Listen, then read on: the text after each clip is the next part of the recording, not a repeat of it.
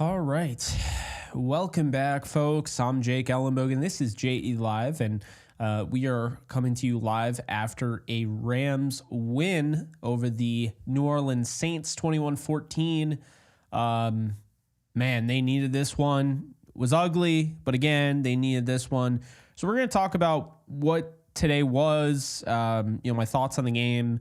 We're also going to be discussing what happens next. They have a schedule that has, another really tough team and some other teams that could pose a threat. So, we'll dive into that.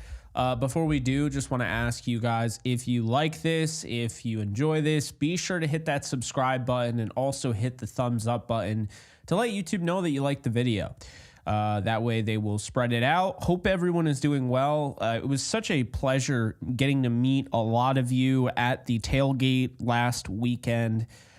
Still trying to, figure this whole jet lag thing out because I already have a hard time with sleep schedules. But yeah, mine has been just completely eviscerated. Also, I blame the people upstairs as well. Those of you who know, But yeah, just it was really nice getting to meet all of you guys and, getting a chance to take pictures and just all your kind words and everything. Meant a lot. Did not expect to have that many people there, so that was really cool. But yeah, guys, the Rams won this game. And I think a lot of us kind of assumed they would, but, be that as it may, they won. They got the job done. That's all that matters at the end of the day, is just getting the win. As frustrating as today might have been, and as ugly as it might have been, and not scoring in the first half, you got to give them credit. You got to give them credit for just sticking this one out against a desperate team that I would say is better than their record.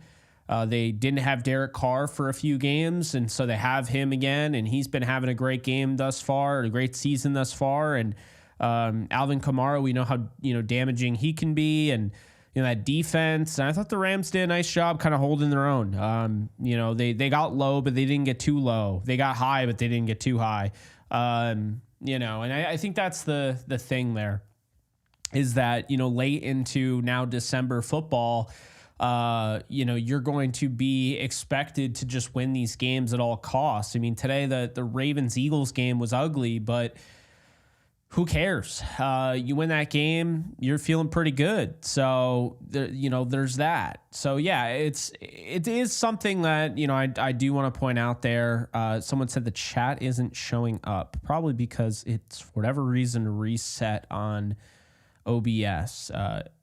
See, this is I don't know what's going on. So we're gonna try and do the the call-ins, but I've been having a lot of issues, as you guys can see here. Yeah, so that is, that's great. Let's see. Oh, there we go. Okay, cool. Yeah, I've been having a lot of issues, with just OBS in general, so I don't know if I'll be able to even access the call-in thing. I won't be able to bring in Discord. So I'll try, but it's annoying. All right, guys. So this game, let's start from the top. Offense, Matthew Stafford. I want to first start off by saying this, if I haven't made it clear in my previous videos. At no point have I ever said I want to back off Matthew Stafford. At no point have I ever said that. And I've never said I want to move on from Kyren Williams.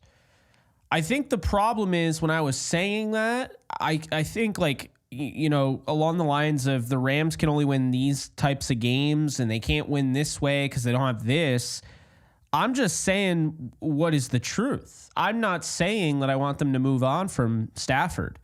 And then when I bring up, say, Sam Darnold, who had himself a great day today and helped the Rams out a little bit, I'm not saying I want Sam Darnold over Stafford. I'm saying if Stafford were to leave for whatever reason after this season, I can very well see Sam Darnold taking over. I see the fit. It's pretty obvious too, but that's all I'll say there. As far as the Kyren Williams thing, I think a lot of people, because I saw this. See, here's the thing. I'll see what I say on Facebook, and I'll just be like, yeah, I didn't That's not how I said that or why I said it, whatever. So I just wanted to make it clear. Stafford, I believe in. I think they should keep Stafford until he's done because I think he's still got plenty of football left. And Kyren Williams, he doesn't have the home run hitting ability of Saquon Barkley, but not many running backs do. This is why I defended Kyren Williams throughout the week. And, it feels silly to have to defend somebody of his caliber because, you're talking about a guy who is going to have, his second straight 1,000-yard game or 1,000-yard season. And I just don't understand how you can get on a guy like that. I understand the fumbles have been frustrating, but we're talking about back-to-back seasons, double-digit touchdowns, over 1,000 yards rushing. His biggest issue has been staying healthy. And guess what? He's played every game. Okay. This guy has been constantly dragged because he's not 6'2". He's not 220 pounds, but Kyren Williams is really, really good. And I think, I assume a lot of people know that, and it's easy for us to just kind of go a little bit over the top. And as soon as something like that happens, you want to freak out. I'm sure Panthers fans are doing that after Chuba Hubbard, who hadn't really fumbled. I don't think he fumbled all year. And he's been a model of consistency, and he's probably also going to have a 1,000-yard season. He fumbled. And I'm sure a lot of Panthers fans' rapid reaction was, we got to get rid of him. This can't happen. Put in Jonathan Brooks. And I think it's like, hold on, pump the brakes. You forget what this dude has meant to this team. Just look at this offense. Without Kyren Williams today, Blake Corum was running the ball well, but without Kyren Williams today, do they win? They won by 7 points, all things considered, and Kyren Williams had 15 carries for over 100 yards, right? What would have happened if he didn't play today for whatever reason? I don't know why he only had 15 carries. I don't know. I think, part of it is, the difference between a McVay and a Kyle Shanahan. You can get on Shanahan all you will, but Shanahan, if something is working like that, he's going to stick with it. It's why he's not afraid to run 35 to 40 times a game if they can't stop the run. That's what I would have done in this game, a little bit differently than what Sean did. I don't think the Saints at any point in the game really showed the ability to stop the run consistently. I just don't think so. End of the day, I really don't think so. I was not overly impressed at all with the Saints' run defense at all. Thought the Rams really just could have run roughshod the entire game. And so that's kind of my thing is now this ends up being a 21-14 ball game, but Kyren Williams was running for 6 yards a carry going into the second half. That's a little frustrating. And I think that's really what lies between, the Rams going back to being that dominant team and being that offense that you don't want to miss and you want them to be on TV and everything. As opposed to being an offense that's only scoring 21 points, right? They left a lot of points on the field. They left some. They didn't kick the field goal. They went for it on fourth down. Whatever. But I think the big thing is when you have something that's working and you get away from it, it doesn't take a football genius to know that's not the right approach. I think part of the problem is that Sean McVay almost does this counter. He's almost countering before his opponent can throw the punch, right? I think that's something that Sean McVay is obsessed with, is he wants to have a counter for what his opponent is going to do before he even does it. And I think that gets him into trouble, because if he's immediately pulling up and saying, hold on a sec, we're going to stop running the football, we're doing it too much, they're going to eventually catch on. Instead of that, instead of stopping the letting them stop the run, he pulls up, early. And so now, you move to the passing attack. And if that passing attack isn't up to snuff, well, unfortunately, then you put yourself in a bad position, because you have a 1st and 10. And we've seen this team. We know they're doing well. We know the offense is going to have no issue moving down the field with the football, when on 1st and 10, they turn that into a 2nd and 3 or another first down. As soon as that team on 1st and 10 gets backed up, 2nd, 11, what have you, that's when things go south. A lot of teams suffer from that, but it feels like the Rams really suffer from those 2nd and 3rd and longs. And so I think that's really the thing right now, is that, this team had their way 29 carries against this Saints team. And I just think it's a little frustrating, in that sense. Like, they can't stop you. What's Kyren Williams at now? He's at on the season. He's at 926 rushing yards. So he doesn't even need 100 next week to go over 1,000. And that would be in game number, 13? So, yeah, it's frustrating because it wasn't just Kyren either. Blake Corum is having a good run here. 8 carries for 42 yards. It's a 5.3 yards per carry average. You ran it 29 times, but you only ran it with Blake Corum and Kyren Williams 23 times in a game that was a one-possession game. So I think the thing that was really frustrating is that this should have been a bigger blowout than it ended up being. This shouldn't have been a 7-point game. If you continue to run the football and they can't stop you, how does every drive not end up in the end zone? They did not show once. They did not show once that you could stop this run. They didn't. They just couldn't do it. Blake Corum is running for 10 here and 5 here and 8 here. And Kyron's going for 17, 14, 12. And it's like, when you're constantly having success doing one thing, keep doing it. Like, that's my thing, is that if I could take anything away from this game, obviously I'm very excited about the win, but on this channel and on this, JE Live, we don't coddle wins, right? We don't coddle losses. We try to dive into things and try to make more sense of them. And that's all I'm saying, is that I'm not being negative like some people on Twitter are calling me for whatever reason. I'm not being negative. I'm being a realist here. This Rams team absolutely has what it takes. If they're going to run the football like that week in and week out, they can beat anybody. They can control any game. But when you have that momentum, we saw it against the Eagles too. When you have that momentum and you're running the football at will like that, and then you pump the brakes before you need to, well, then now the other team is just going to be having a sigh of relief, like, oh my God, we couldn't stop the run anyway, but thank you, needed that one. And that's the reality of it, guys, is that I think the Rams kept the Saints in this game. And I know it sounds weird because they were down 6-0. They were down 6-0 because the Rams play calling and the Rams decision not to kick the field goal. And, I just think that when you look at this game, there's going to be things to be annoyed by, but I think this is easily fixable shit.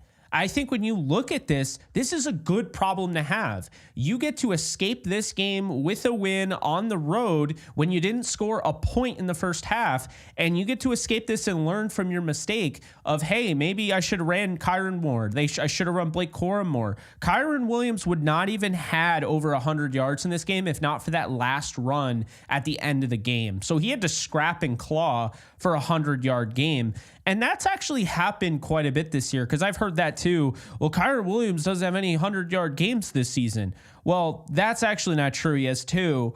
But the one he had was against Green Bay, right? He's had a 97-yard game. He's had an 82. He's had a 72, 86, 94, 89. I don't really care how many 100-yard games a running back has. If you don't run the football enough, no running back is going to be able to consistently get to 100 yards. So I don't think that should be a knock on Kyren Williams, when the fact is these have been his carries since the Seattle overtime win. Okay? Since Seattle, you've had Miami 15, you've had New England 15, you've had the Philadelphia Eagles game 16, and you've had 15 for the Saints. He's gone back to being what he was doing back when Cam Akers was here. So I guess I don't really understand that, especially now that you've gotten more healthier up front. And this was the first time all year you probably had as healthy of an offense as you could have, aside from Tyler Higbee. Every starter was playing. So I just don't really understand it, because you go back and you watch that 49ers game, and that to me is what Kyren Williams provides to this offense. You go back to that week 3 49ers game, 27-24. He goes 24 for 89, 2 touchdowns, and he catches a touchdown. Okay? That is more how he needs to be utilized. I think the problem right now with this Rams team, it's not just the run game, it's just in general right now, they're not as exciting as you want them to be, but it's not even an entertainment standpoint. It's from the standpoint of you want them to win games, and putting them in situations like this, your defense having to continue to close down games at the end, there you go. That's not a great, recipe for winning. And so I look at Stafford, and I thought Stafford had a pretty solid day today, all things considered. But again, like, his leading receiver, 56 yards, right? Then you have Demarcus Robinson at 49, Atwell has 39, and Cooper Kupp has 17 yards. This offense feels very predictable. This offense feels very basic, and it doesn't feel like a Sean McVay offense. The good things about today is that they went back to using some more screens. You saw that screen to Puka Nacua that went for 19 yards. You saw, the screen that they used earlier in the game as well. And I just feel like, you want to get back to the end arounds, the screens, being consistent in the run game. And then you're going to start to see your best version of this Rams offense. And let's be honest here, they're going to have their best version of the Rams in order to beat the Bills, because I have not picked the Rams to lose many games this year, but I will tell you right now, I am not picking them to beat the Bills. I'm not doing it. I will say this, though, and I do want to give a lot of credit to the Rams. They started out 0-3 on the road. They have now moved to 3-3 on the road. This is a team that has adapted instead of died, and we're now seeing it. It's why they're still in the thick of things going into week 14. What's going to happen? That Bills game is going to be tough. But as I said, I think that that's a game that I just had already picked the Bills to win. I'll let them surprise me. I think they're capable of it. I think they're capable. They have the talent where if they played their style of football and didn't deviate away from what was working, they could win the whole damn thing. But what are you more often than not? That's who you are. And the Rams are an inconsistent football team with some big names, some exciting talent on the defense, and just a team that will not put teams away. They're almost afraid to run up the score. They're almost afraid to choke a team out, step on their throat.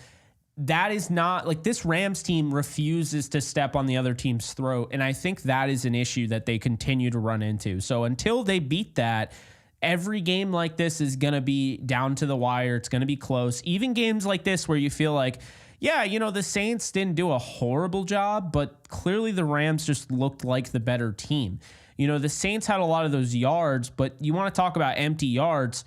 Those were empty yards. A lot of what the Saints were trying to do is mitigate the pass rush. When you look at the way guys like, Verse and Fisk and Kobe Turner and Young and Brown, they're all playing, and then you have some guys that can blitz, like whether that's a Lake or a McCullough or a Cameron Curl. I think when you have all of that pressure, it really kind of makes your offense one-dimensional to attack it. And so the Saints were just dinking and dunking. And they did have some success on the ground with Kamara to go over 100 yards as well. But make no mistake about it, when you look at Derek Carr, he was not really going deep down the field in this one. He threw the ball 37 times, completed it 24 for 5 yards on his average, okay? This is not a game plan that you want to have. This is a survive and advance style game plan. The Saints came into this game knowing that the Rams pass rush has been so dominant, they didn't really have any other option. So what you end up finding is in this style of game, there's a lot of dinking and dunking. There's a lot of dumping it off. We saw this immediately when we watched the Patriots game. Drake May, they had a great game plan. Drake May was getting rid of the ball quickly. He has that mobility. He can be a problem. Well, eventually, the Rams offense had to step up, and they did, and that's what you saw. In this game, the Rams offense stepped up, but, they did kind of hold themselves back, abandoning the run. Right now, how you should feel about the Rams, there's no reason to give up on this team at all, because while this team is what they are right now, and what they are right now is an inconsistent team with a lot of talent that's underachieving, they're also a team that has won enough to stay in the race. Keep in mind, not many teams get to start off 1-4 and win the way that they have. The Rams have now won, if we're doing the math here, so since the bye week, right, they've won 3 straight, then they lose to the Dolphins in a 1-possession game, so 4 of 5 4, 6. So 5 of the last 7 games the Rams have won. And guess what? If they win 5 of the last, if they win, let's say, so they have 5 more games, right? If they win 3 of the next 5 games, they can get to the playoffs. If they win 4 of the next 5 games, they will probably be in the playoffs. In 5 of the next 5 games, and they sweep it, they are going to the playoffs, no doubt about it. So that's where I'm at right now. I think this Rams team, I know a lot of people want to be the first ones to say this is over. There's no reason to believe in this team. Why are you giving us hope? I get that. People like it. It's kind of the same thing with like people have this obsession putting their film reviews on Twitter and want to be the first ones to tell you how shitty a film is, even when it's not that bad. That's kind of how I feel right now. I think a lot of the fan base wants this to either be one way or the other. The reality is the Rams are not that type of team. There's not a team like the Rams right now in the NFL. You don't have that much talent. You don't have a Super Bowl win as of recent. And you're this team with one of the best quarterbacks in the league, and you're 6-6, and you've had all these injuries, and you've overcome all of this, and you've won 5 of your last 7. There's just not many teams like the Rams out there. There's just not. And so that's why like everyone's trying to put this in like some pre-existing pod. The Rams are just the Rams. I mean, they play their own style of football. They keep things close. We don't see many blowouts or anything like that. This is who they are, and this is a good enough team to make the playoffs, and they have enough talent where if they play up to their level, they can win the whole damn thing. Do I think they're going to? No, and I think the reason being is last week when you watched that Rams team against the Eagles, you saw there was clearly a disparity, and the Eagles had a better offensive line, a better defensive line. They dominated the trenches and made it really hard for the Rams. Now, there's plenty of time. The Rams, while you would think this point in the season, going into week 14, this is who your team is, you can grow. You can catch fire. And this Saints game, we don't know if this is the start of a huge run. We don't know. What we do know is that they do have a lot of talent where if they play up to their level, they can win every single game in front of them. They absolutely can. Am I picking them to do that? No, I'm picking them to win every game except for the Bengals, the Bills game, excuse me. So that would put them at 10-7 back-to-back seasons. And then I think with them hosting a playoff game, assuming they win the division at 10-7, them hosting a playoff game, I think that they would win that. And I think that they would go after what has been a wild year to win a playoff game and one up last year's team would be something. So I have my issues with this team. I do. And it's frustrating to watch a team that this offense that has all that talent, and you've seen what they can do going back to the Patriots game, going back to the Vikings game. You've seen what they're capable of. And yet it feels like they just punch like way below where they're supposed to be punching. And so I understand the frustration, but I don't think this team is done. I think this defense continues to get better. They're young and they're growing on the fly. The one thing I'll say is that I don't know. Well, we'll get to it, but I don't know why Ahkello Witherspoon just played his first DNP of his career. He did not even play on the defensive side. I don't know why. I have no idea. But we'll get into that. I think just to wrap up the offense, this offensive line, while healthy for the first time all year, I would be totally ignorant to not just at least remind people that it takes time to gel. And as much as I would have liked to see this offensive line just bully and dominate in pass pro, that's not what happened, but they weren't terrible either for a group of 5 that have never worked with each other. In addition to that, while the pass protection wasn't quite where I would want that to be, right? While the pass protection isn't quite where I'd want it to be, I do have to say that in the run game, you already saw a noticeable difference. I thought that was the best blocking we saw all year. So I feel really good about that, in regards to that. So take that away. We'll move over to the defense. I'm going to read some super chats. And yes. Robert, thank you so much for the 1,000 Thai bat. THB, not dollars, but about $30. I appreciate your chats. Appreciate you, Robert. No, it's not 1,000. I had a feeling. That's why I didn't like freak the hell out, because I feel like it kind of puts somebody in a weird position of like, oh my God. And they're like, it's not that much. No, but I appreciate you, Robert. Appreciate you. All right. Man of Paradox, thank you for the 10. I'm happy. Diversity of pass targets paying off. More Tutu, Kyron, Puka, Jared effing Verse. All those in Hollyweird. Show up next week. Scream. And we are beating Bills. I can feel it. Come on, Jake. I wish I was in your camp. I don't think they're going to beat the Bills, but man, if they do, that would make me very happy. SoCal, thank you for the 2. McVay needs to pass the sticks. Gets it in his head. I do agree with that. Appreciate that. Gene, how we doing? Thank you for the 2. D bails us out once again. Kyron redemption game. Absolutely.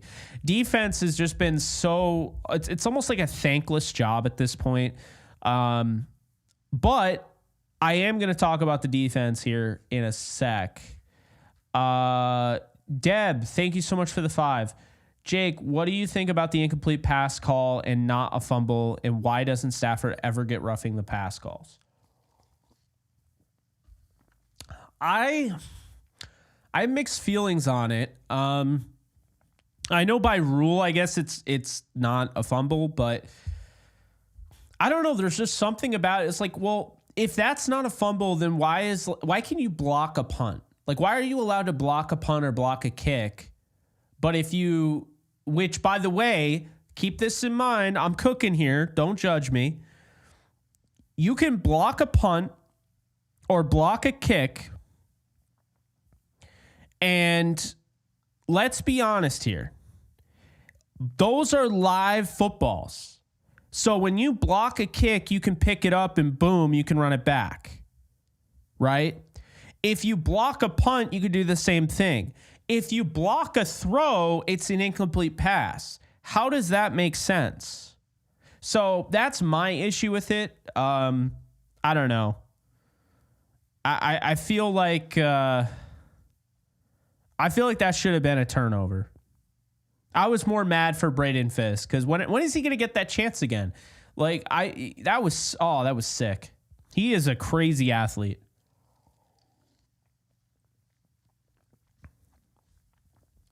Is the game on right now? Oh, it is. Yeah, this could be a close game because it's like the snow is brutal. I think that just makes any game a possibility, a toss-up, if you will. But yes, I did. Braden Fisk. Oh, man.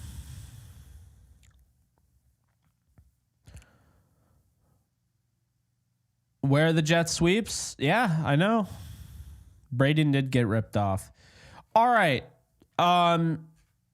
So let's talk about the defense because I think I've talked enough about the offense. Really like the play altogether. I think Tyler Higbee's return is being underrated. I think he is going to be huge for this team as just a pure blocker. Whatever he does as a receiver is bonus, but I feel like right now he's a better player, and it's not remotely close, than Colby Parkinson, than Davis Allen. I like Davis Allen, but I got to be honest with you. Do I trust Davis Allen in protection? I don't. I didn't love the way he looked today. Hunter Long plays a little bit. He's all right, but they got to get Higbee back. I think, when they said Higbee's could have played and they're being cautious with him, I'm hoping that means he's going to play against the Bills because they could really use him. Plus, you have him in there, on offense where he's going out for a pass, and you have to be aware of that. I mean, he could be a problem. He caught 3 touchdowns against the Eagles. Now, it was a while ago, but this is it goes to show you, Higbee's capable of having those explosive games. And so, that I'm just hoping, right? All right, defense. Someone mentioned Roseboom was good today. Johnny, I agree. Christian Roseboom plays his best games when he's next to Omar Spades. It's that simple. I've watched enough of him to know that. He plays just so much more free, and it's just there's not as much tightness to his game. And so I really like that, Roseboom had another really good game. I thought he had some good moments against the Eagles. That was kind of over. People stopped caring when that game became a blowout, but Roseboom played very well, and he has played well since the bye. Spates played really well. Spates looks like an absolute baller.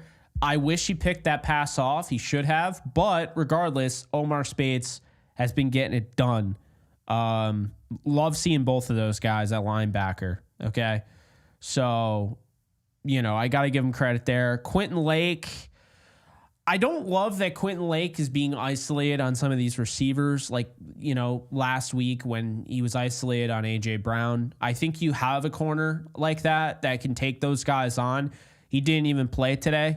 That was Akello Witherspoon. I'm going to get into that shortly, but I really like Quentin Lake. I love the way he plays, and he's really growing up on the fly. So thought those three really stood out. I thought Kobe Durant had a pretty solid game, all things considered. Cameron Kinchins had a really nice tackle that, isn't going to get talked about because it wasn't some hard hit or anything. I just think he did a really nice job of chauffeuring Taysom Hill out of bounds, a guy that can just really make you pay. Jared Verse, he flashed again. What else is new? I guess I want so let's look this up, because I'm actually not sure how this works, but I thought that if you had a sack or you forced a fumble on a quarterback that was looking to throw, that is a strip sack. So it was a sack, not just a forced fumble. But I'm seeing here Jerry Verse didn't get the fumble. So how would we look this up? When do you get a fumble or a sack on a forced fumble on the quarterback? Okay.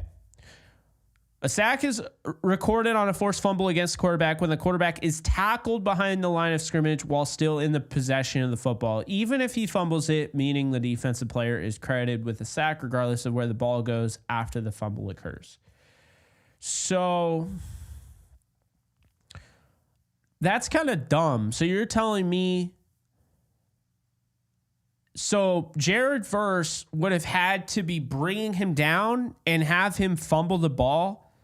There's something about that seems really dumb to me.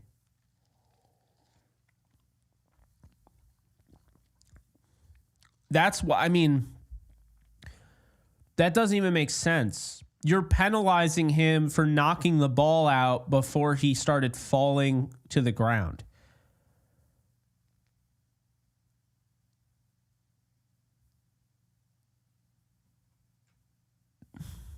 I'm also seeing that you do get credit. I don't know. It's weird. Give Jared Verse the sack. He deserved it. That was a huge play.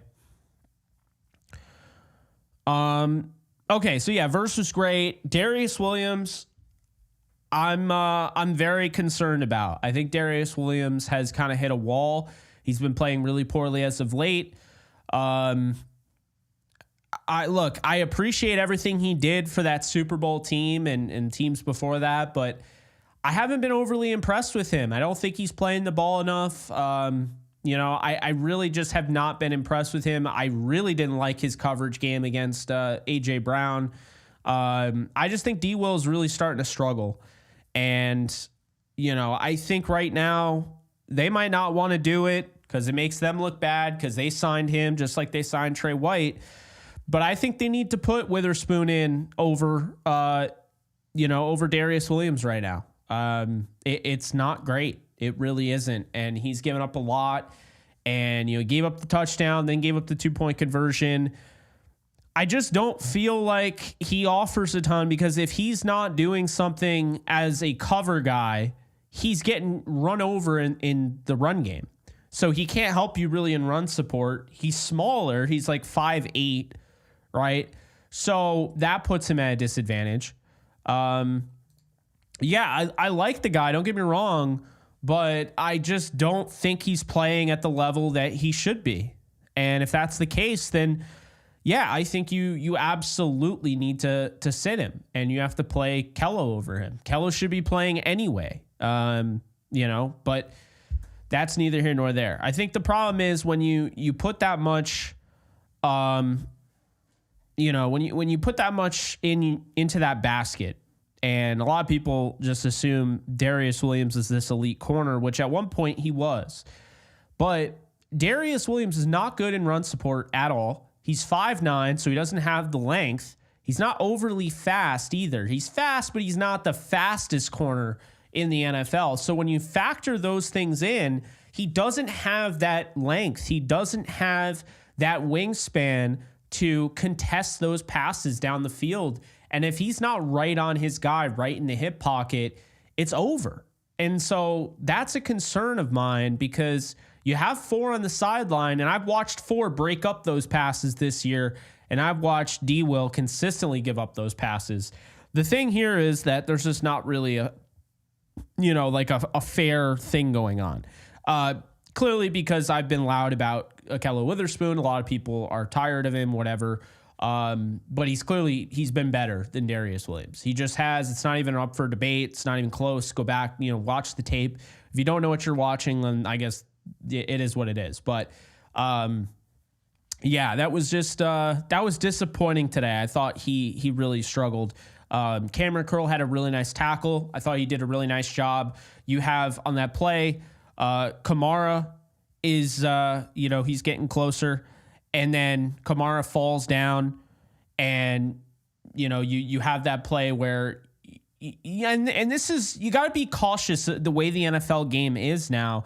Cameron Curl moves his head out of the way and then lowers the shoulder. That way he doesn't get a penalty. So I thought that was really heady play by Curl. I thought Michael Hoyt got absolutely hosed on a play that he should have had a sack. He was pushed in the back, which is a block in the back. Wasn't an engaged player, just a guy that pushes him in the back, and they don't call it.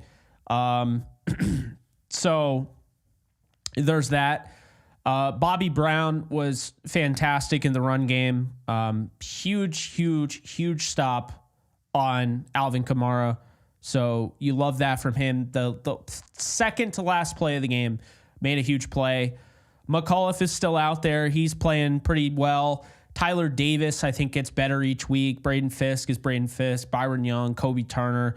I really like what I've seen from this defense, how they've evolved. Even guys like Christian Roseboom, who were maybe the weaker links in the past, have really stepped up. My concern, though, is it's definitely the secondary. And, say what you will, and I know there are people on here that think they know what they're talking about when it comes to Darius Williams, but I can assure you right now, this is a problem. If Kello was giving up the same, there'd be hell to pay. Darius Williams does this. It's mum's the word. But I'm going to keep it real here on this show because I like Darius Williams, but today was not acceptable. I mean, all right, if you're okay with today, that's on you, but giving up a touchdown to Marquez Valdez-Scantling and Kevin Austin and Cedric Wilson, like these are the guys that were catching passes on him. So, you could say, you could throw all the anti-Kello rhetoric out there, but the reality is that he's been better. He just hasn't been utilized nearly enough. And there's more to it than you think. It's not just he's played worse, so that's why he's on the bench. No, he's on the bench because that wasn't their initial plan. Okay? That wasn't their initial plan. And that's all I'm going to say there. But let's just say that I know a little bit more than maybe I let on. He should have played today. He should have. Like, it was kind of ridiculous not to see him out there once.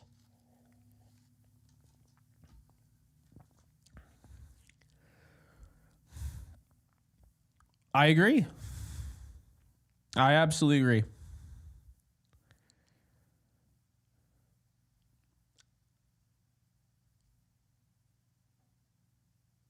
He wasn't getting burned, Darnell. He wasn't getting burned. Giving up a comeback is not getting burned. That's the problem, is that people don't know what they're talking about. Like, getting burned is getting burned over the top. You give up a 50-yard play, okay, that's getting burned.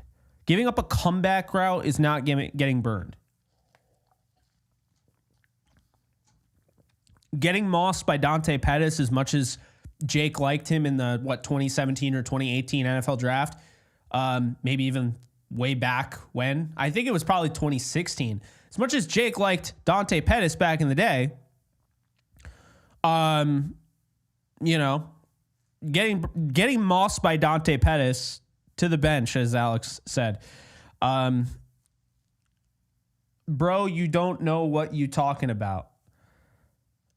Then enlighten me, Darnell. You've never once said anything that could be considered a rational thought that would even come close to telling me anything new that I didn't already know. So by all means, Darnell, tell me what you know that I don't. Instead of just being in the comment section every fucking weekend trying to hate on my shit.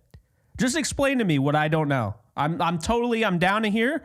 I can learn here. I'm a believer in self-scouting. I'm not always right, but I really want to know what you have to say that is going to enlighten me and educate me. By all means. Because look, the difference is I'm not sitting here like, yeah, Darius Williams is trash. I'll never use that ever. I'll never call a player trash. That'll never happen. You'll never, ever hear that from me. Because I think it's disrespectful. I think it's demeaning. And I think it minimizes what these guys do on a day-to-day basis. It's why no matter what anyone said about Troy Reader and Christian Roseboom, I'm like, these guys aren't trash. These guys work their ass off to be on that field. Some of them are better than others. That's just the way it is. But for real, like, when I see like, oh yeah, Kello's trash. Well, like, I'm not calling D-Will trash. No one's trash. If you're on an NFL football field, you're not trash. It's that simple. So look, my thing is Darius Williams has his moments, but if we're talking about this team right now, and I think the corners have been really good this year, but if we're talking about this team right now and they're giving up touchdowns to Marquez Valdes-Scantling and they're getting mossed by Dante Pettis and whoever that's happening with, like, there needs to be something there. And one thing, you can't hit me with the idea that Darius Williams right now is that much better than Kobe Durant or Akello Witherspoon. So I'll be honest with you. This is where I'm at right now. I know it's a little bit early because we're not calling the season. Obviously, they won the game. I'm not giving up on the year. But let me just break it down, okay? From a Rams standpoint, from the Rams roster, right? So the Rams roster, when you look at that, what do you see long term? Because I'll tell you right now, next year, this is what's going to be in place, in my opinion. Stafford will be back. Kyron will be back. Cooper Kupp will probably be back, but I wouldn't be surprised if they made a big move there. Puka Nacua will be back. Demarcus Robinson will not. Jordan Whittington will take over. Maybe Atwell will come back on a cheaper deal. The offense, you got Davis Allen at tight end. He'll be back. Parkinson, I don't know. Maybe Hunter Long will not. Tyler Higbee will. Alaric Jackson is up in the air. Personally, for me, I'm not giving Alaric Jackson top dollar. I don't think you can't give a left tackle who's not elite top dollar. Okay. You just can't. The Rams have had so many incredible teams throughout their history, but keep this in mind. Only twice have they won a Super Bowl. And twice, think about this, the two times they won a Super Bowl, one time was with Orlando Pace at left tackle. The other was with Andrew Whitworth. You need a elite left tackle, okay, if you're not going to have a mobile quarterback, and if you're going to have an older quarterback, you have to keep them up front.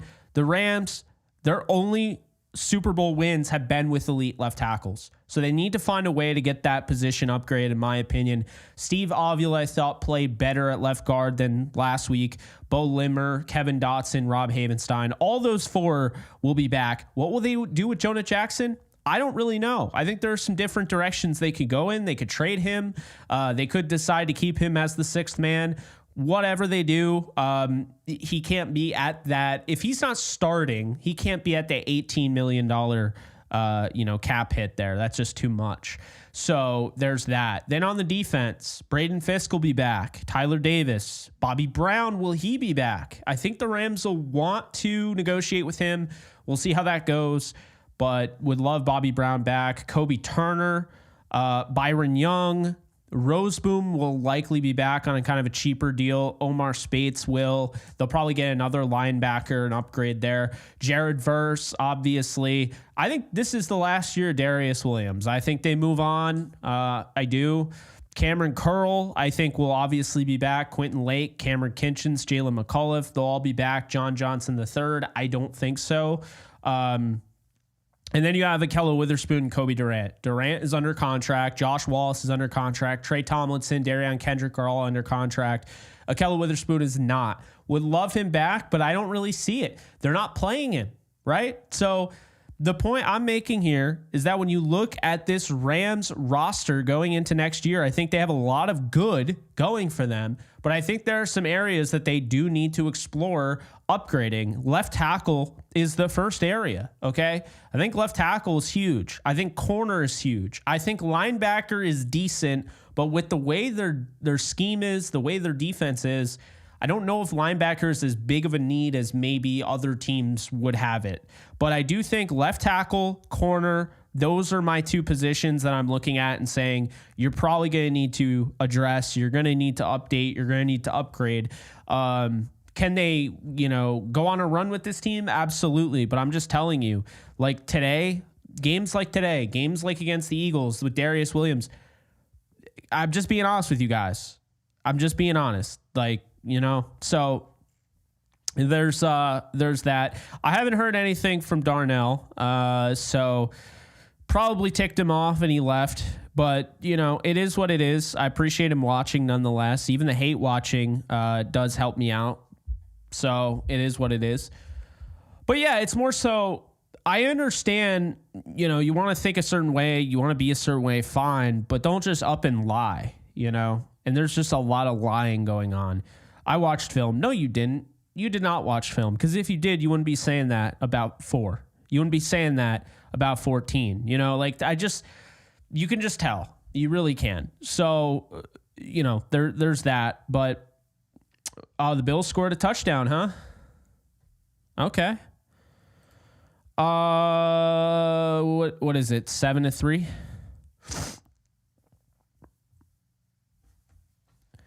Man.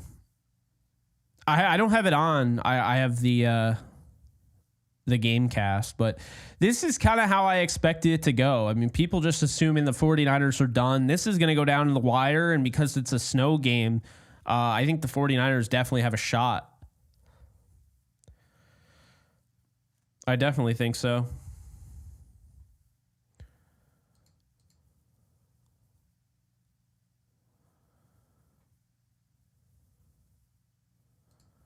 Do I miss Taylor Rapp, Jordan Fuller? I mean this in the nicest way possible. No. This is the best safety room I think I've ever seen the Rams have. So say what you will, but I really love their safety room.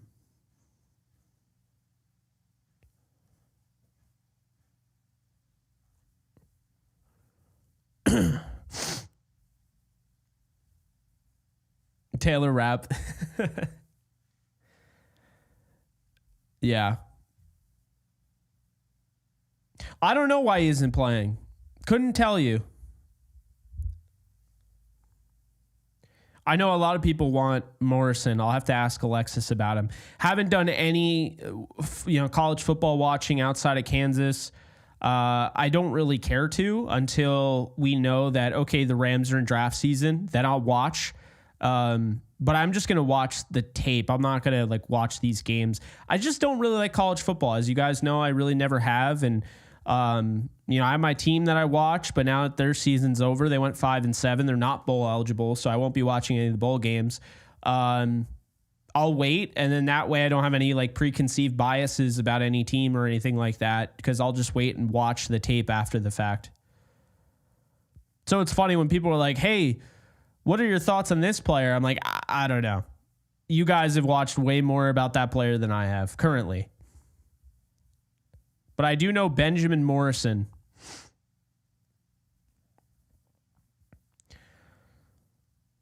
Oh, Deb, who's your good friend's son? I might actually know. Will Johnson. Is Will Johnson a left tackle? Like, I have no idea who that is.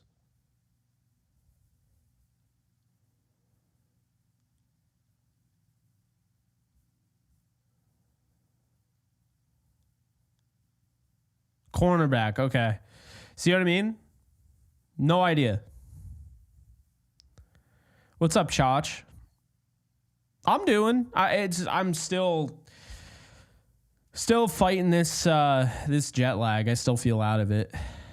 I don't feel 100% Jake, you know?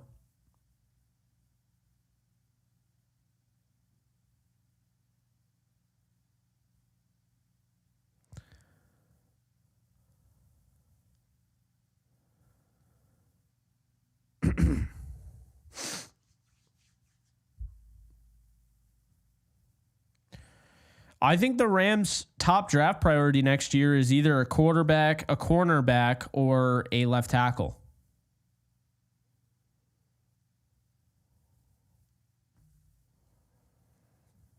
That's what I think. So I got the playoff machine in front of me, and week 13, pretty much in the books. I'm just going to give it to the Bills just for now. But then week 14, I think the Rams lose to the Bills. I think, all right, chat, who's winning tomorrow, next week? Is it Arizona or Seattle? I mean, is Arizona really going to lose 3 straight? I wasn't overly impressed with Seattle today. I might go Arizona.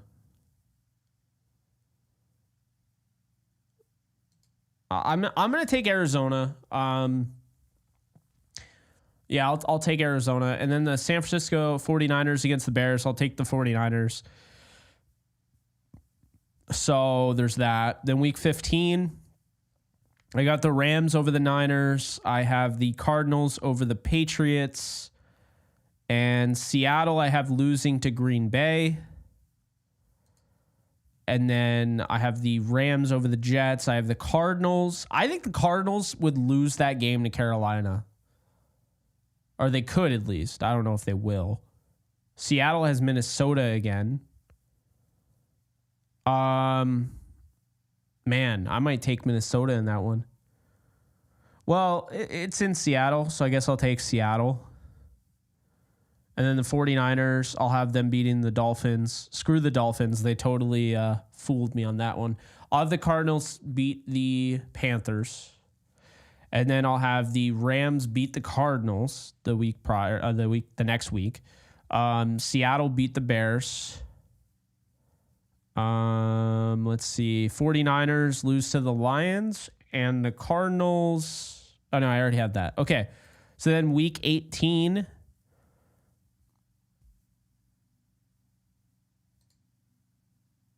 Rams beat the Seahawks. The Cardinals beat the 49ers. And that is all she wrote. Rams get the 4th spot in the wild card. Or it could be even the 3rd spot with the way that the NFC South has been just wild this year. So Tampa's 5-6, Atlanta's 6-6, New Orleans is 4-8, and Carolina is 3-8. Wait, that can't be right.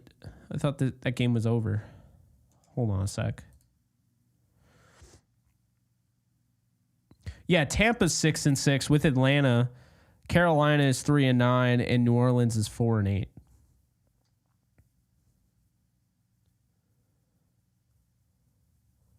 So, yeah, I mean, the NFC West and the NFC South are going to be fighting for that 3rd seed, I will say. The 1st and 2nd seed are taken. That's not going to change, but Carolina playoffs, yeah, not quite. I don't think so. 3-9, I don't know. I don't think 8-9 is going to get them in the dance.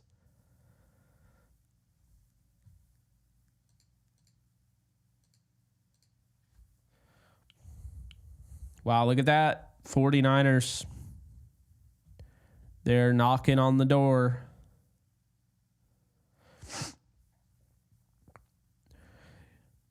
Yeah, guys, so I tried to get the call-in thing going, but it's just not working. So I don't think I'll be able to get anybody on today, unfortunately.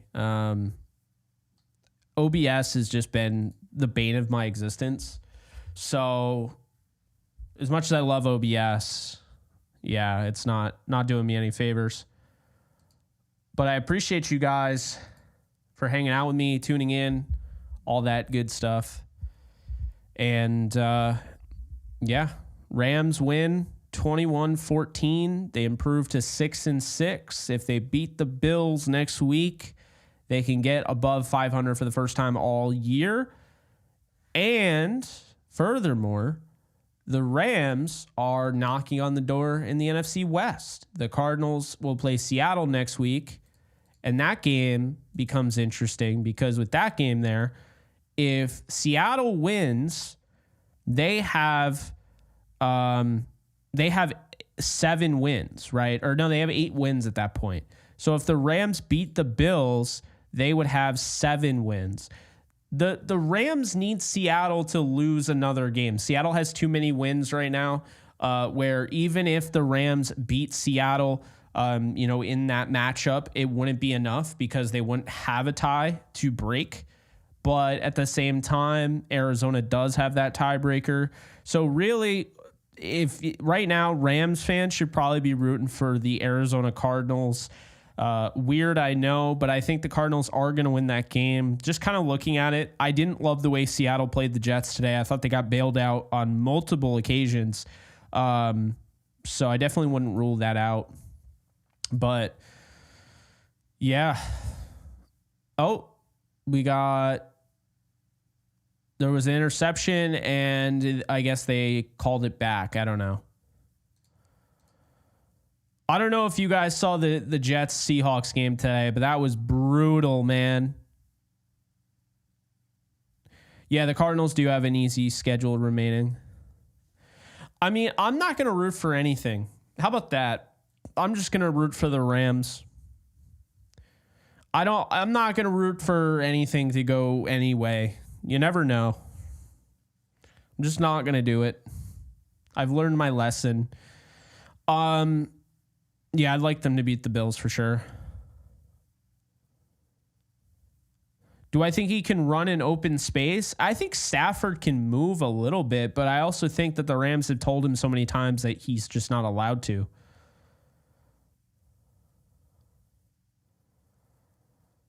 That's the problem.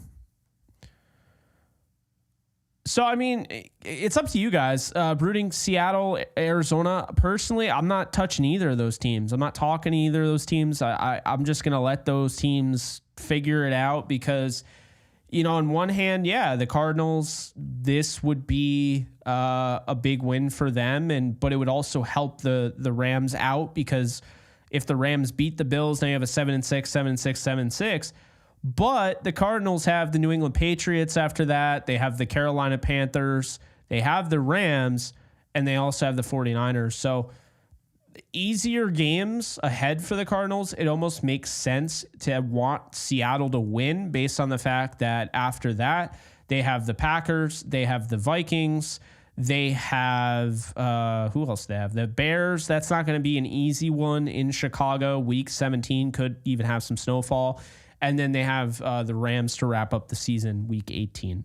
So, yeah, I don't know how you want to go about that, but Rams just got to keep winning. That's all I know. If they keep winning, they're going to be in good shape.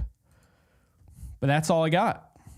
Rams have an opportunity. They play 3 games in the division. They have 1 more each against the 49ers, the Cardinals, and the Seahawks. So, in a sense, the Rams kind of control their own destiny right now. They would love a huge win against the Bills. We'll see if they get it next week. Personally, I don't think it's going to happen, but I think they win every game aside from that. With that said, I appreciate you guys hanging out with me. Hope you guys enjoyed. Be sure to hit that subscribe button if you haven't already. Be sure to follow me on all social media if you haven't already. And I'll see you guys next time. So you guys take care, and we'll see you guys soon. Later, folks.